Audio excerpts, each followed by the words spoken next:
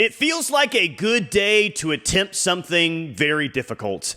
Now that the OU roster for the 2026 season feels set for the most part, maybe still waiting on one name in the portal at pitcher, but let's attempt the tough task of projecting what OU softball's starting lineup will look like next season. We're just over 200 days until first pitch, and no, don't count on all of these being right next February, but here's my early look as to what we can maybe expect from the Sooners on defense, what the batting order could look like, and let's even project what the rotation could look like for a team that will once again have extremely high expectations. As always, you guys have thoughts. I love that. So let's see them. Where do you agree? Where do you disagree? Let me know in the comments. Like that video, subscribe to the channel, and remember to hit that notification button so you'll instantly see the multiple OU softball videos I release each week. Some of these spots are easy picks and no-brainers for next year.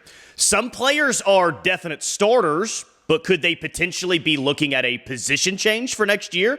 OU returns a lot of starters from last year's team, but there will still be some position battles taking place this offseason, especially when you consider this incredibly talented freshman class that is going to show up on campus ready to fight for their spot in the lineup. And as a side note, let's not forget last season where there was a ton of movement in the lineup. We saw a bunch of different combinations with the OU lineup, both defensively and in the batting order, especially early on in the season. Now, the beginning of 2026 won't look or feel like the beginning of 2025 with the incredible amount of new this past season.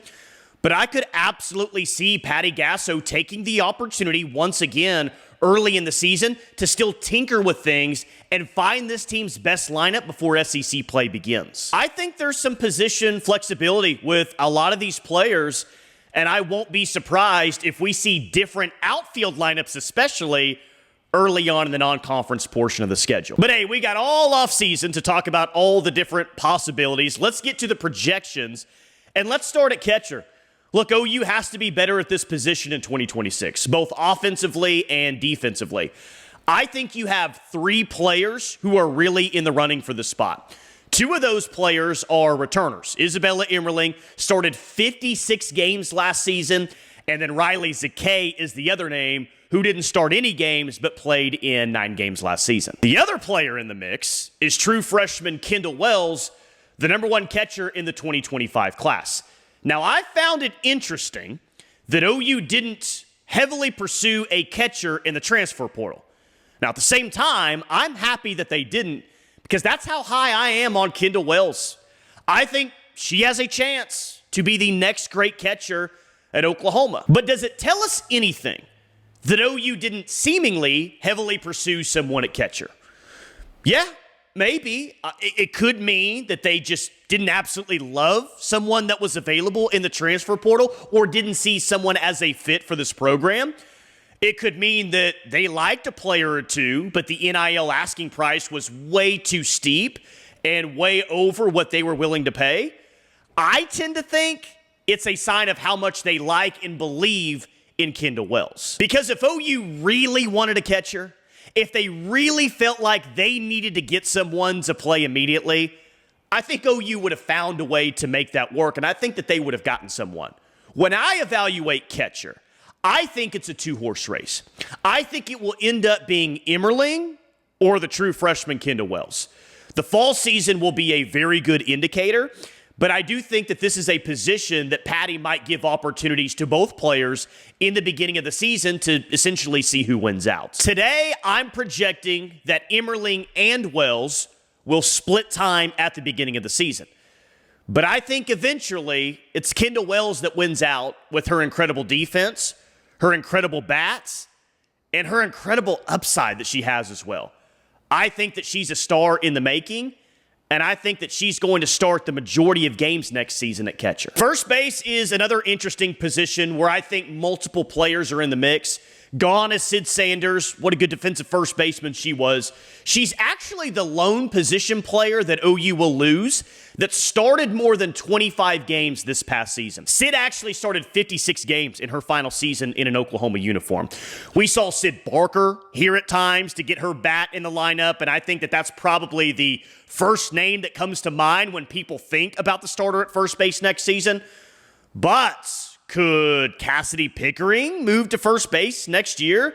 Could Ella Parker be in the mix? Might we see a true freshman at that spot? Lexi McDaniel is more of a middle infielder, but since those spots are pretty locked down, if her bat is too good to keep out of the lineup, she could be in the mix. Alyssa Parker is going to pitch and hit her freshman year. There's a chance that she's in the mix. There's a lot of players I can see getting an opportunity at first base. And I think that there will be a lot of competition at this spot in the fall. That's going to be really fun to watch for me. But I really like Sid Barker, and I think she'll be even better in year 2. I thought she had a really good freshman year. Hit .349 and started 30 games. Not all at the same position, by the way. So I'm optimistic that if Barker is more of an everyday player at one position, it allows her to kind of settle in, get comfortable in that spot, and kind of really settle in for a big-time season. I'll say Barker begins the season as the starter and is virtually an everyday player at that position. But just like she was pushing others as a true freshman this past year, she's going to have a lot of incoming freshmen that will really push her for that spot in 2026. At second base, I thought Ailana Agbayani was really good at this spot last season, and I'm not sure that she gets the full credit that she deserves.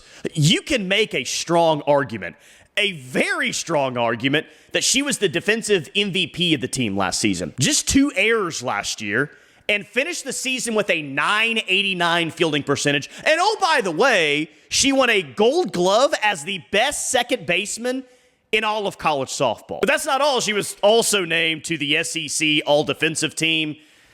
She's your second baseman next season.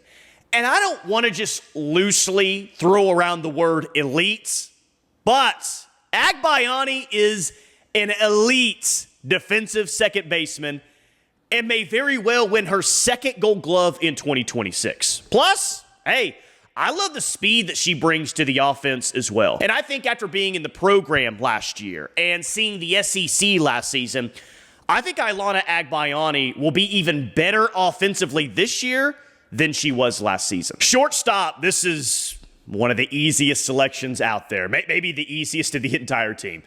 Gabbie Garcia is a star, in case you haven't noticed, and I can't wait to see what year 2 has in store for Gabbie. Won the job last year and just never really looked back. Great glove, great bat, just great poise. Like when you watched Gabbie last year, it didn't feel like she was a true freshman. Heck, it felt like she was a 3-year starter out there. You know, you've had some great shortstops in this program's history, and I think that she is well on her way to being mentioned as one of the all-time greats.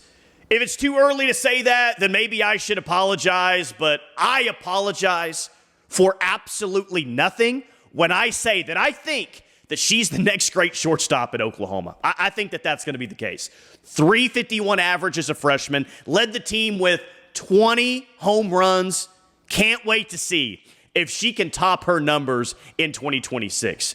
And I think Garcia and Agbayani will form the best defensive middle infield duo the sport has to offer next season. Third base is another easy one. Nobody's taking that spot from Captain Nelly. Nobody. Kind of like Gabbie Garcia, though, you really forgot last year that Nelly was a first-year starter. She was voted as a captain and really just did a fantastic job of leading this team, even though she was just a redshirt freshman herself. She made some incredible plays along the way at third base. Just someone that you can count on game in, game out, both offensively and defensively. Simply put, Nelly's a big-time player.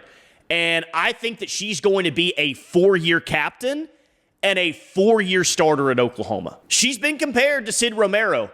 And though I'm not ready to say just yet that she's as good as Sid, I am ready to say that I think Nelly will be thought of as a great by the time she leaves this program. And I think that she rounds out an OU infield that will be the best defensive infield in college softball next season. Heck, maybe they were a year ago, but I certainly think in 2026, that's going to be the case. And I'm saying that not knowing exactly who the first baseman is going to be next year.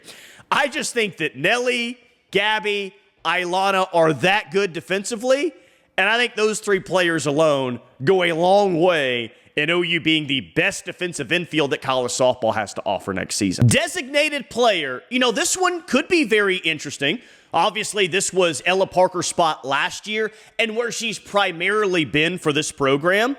But if she's healthy in 2026, might she play first base or even one of those two corner outfield spots that we'll talk about here shortly? Potentially, she's got to be 100% healthy to even start that conversation. But the biggest contribution I think that she's going to bring on the field is with her bat. Not saying that she can't be a solid player on defense. I think that she absolutely can. But she's going to be one of the best hitters in college softball next year. Heck, she just might be the best hitter in the entire sport next season. But I won't be surprised if we see her in the fall or even early next season at one of those three defensive positions that I just mentioned.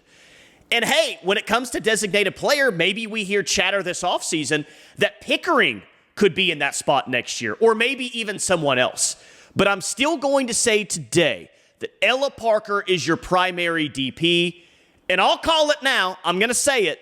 Her best offensive season at Oklahoma, it's going to happen in 2026. In the outfield, I feel good about two starters, and then I think we have a big battle at one of the corner outfield spots. The first one I feel good about is Cyd Pickering, of course.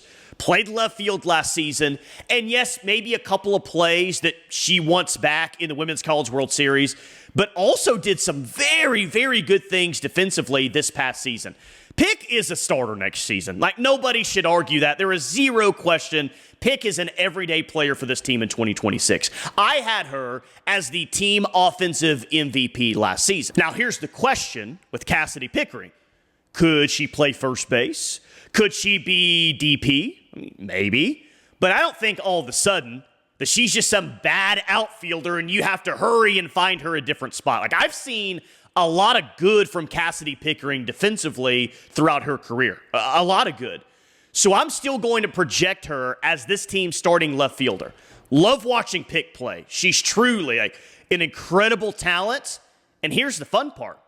I don't think she's even close to being done doing incredible things in an OU uniform. Abby Dayton will also be a starter next season. She was one of 4 players to start all 61 games last season. Dayton was one along with Pickering and then both Nelly and Ailana Agbayani. And I thought Abby Dayton had a really nice season and came up with some really clutch hits in the postseason. Clearly the one that comes to mind is the game-tying home run off Kennedy. She's a starter, and I'm going to project her as a starter in center field, just a player that you can count on game in, game out. Very solid player, very good player.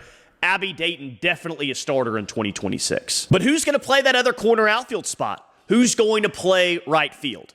Sid Barker was there at the end of the season, but I think that she's heavily in the conversation at first base. Tia Malloy got some time there last season. She's back. She's in the mix. The number 1 overall player in the 2025 class, Kai Minor, is absolutely good enough to come in and play right away. She's in the mix. Cheney Helton is back for another year. Throw her in the conversation. And hey, we've seen true freshman infielders be so good that they've been asked to play an outfield spot. Sid Barker is a prime example of that. So along with Kai Minor, got to throw in Alyssa Parker. Got to throw in Lexi McDaniel in the conversation as well. And oh, by the way, if Ella Parker is 100% healthy, maybe there's consideration to playing her in the outfield next season. There's so many different combinations of what the outfield could look like next season. And like I mentioned earlier, I won't be shocked at all if we see Patty Gasso really tinker in the fall and in the non-conference portion of the schedule to see what fits best. And if Cyd Pickering were to really move from left to first base or designated player, it really shifts things in the outfield. And even consider this. If Kai Minor is so good as a freshman, she could play center field. Then you could move Abby Dayton to left field. There's a lot of different things that can happen in the outfield. And I'm sure we'll talk about all of them this offseason. But along with Pickering in left, Dayton in center, give me a very fierce battle between Tia Malloy and Kai Minor for that other outfield spot. I think that they're both going to play. And again, I'll say it, I think a lot can happen. I think a lot can happen to where maybe they're both starters in the outfield next season. I'm certainly very high on both players. Now, I will say I'm extremely high on Kai Minor. How could you not be? I don't think that that's a hot take by me. I think she has all of the tools to be just an absolute star at OU. I really, really think that. And it's not just because, she's the number one player, therefore she's going to be a star.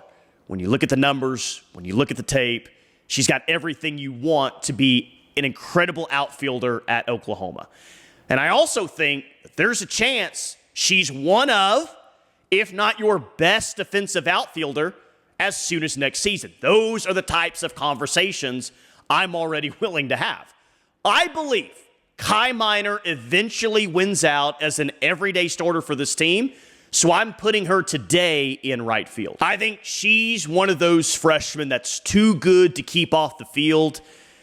And I'm not going to be shocked at all, by the way, if she's playing left or even center field by the end of the season. And as I project a couple of true freshmen to be in the starting lineup next season, remember, true freshman starters aren't as rare as you might think for this program. Even Ella Parker and Cassidy Pickering, great players, they found themselves in the lineup amongst a bunch of legends in 2024. Last season, Gabbie Garcia, Sid Barker were starters, major contributors as freshmen. It's happened before, and I believe it's going to happen again. I've got two true freshmen once again this year as players that I think will be big-time starters for this team, and I'm not going to be surprised at all if we're talking about more than just two true freshmen next year being major contributors, both offensively and defensively for this team. How about in the circle? I will have more of an in-depth look at the entire pitching staff coming out very soon. But since we're naming starters, let's go with Sydney Berzon in the circle as your main ace in 2026. I think there's some really good players behind her. I've got big expectations for Audrey Lowry.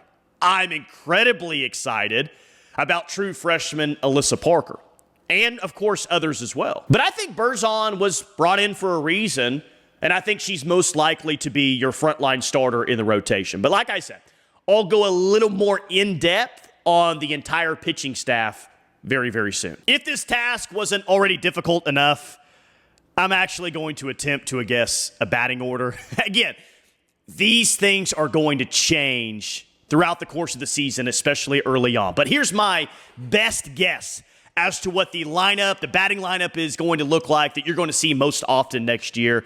You found something last year with Cassidy Pickering as a leadoff hitter. I'll project that she's more times than not the leadoff hitter again next season. Ella Parker right behind her in that second spot, bringing a ton of power, RBI opportunities with Cassidy Pickering getting on base as much as she does. Gabbie Garcia has another big offensive year. She's going to be one of your main power hitters in 2026. She hits third. A better offensive season, and even better, I should say, offensive season coming from Nelly. I think she's hitting cleanup. Give me Sid Barker at that 5 spot. We saw her there towards the end of the season. I like Sid Barker there at 5. Kendall Wells, the true freshman, she's going to add some power to this offense as well. I think she'll hit 6. Ailana Agbayani hitting at 7. Kai Minor at 8. Abby Dayton was very good in that 9 hole. I think she returns to that spot. By the way, look at that 7, 8, 9 of Agbayani, Minor, and Dayton. That is a very fun 7 through 9 part of the order. You don't really hear any other program say, whoa, look at our 7 through 9 in this order. There's a ton of speed. There's a ton of getting on base, stealing bases, scoring runs. Everybody else talks about the top part or the middle part of their order. Like I look at 7, 8, 9 and the projection of that. That's going to be a lot of fun if that's the case. Turn it over towards the top of the order. Agbayani, Minor, and Dayton could really set the table for big-time opportunities, RBI opportunities for Pickering, Parker, and some others as well. But it's fun to think about. Over 200 days until first pitch. I attempted the impossible task. So join me in the comments. What are your thoughts? Let me know. And remember, please like the video and subscribe to the channel as well. And as always, thank you for watching.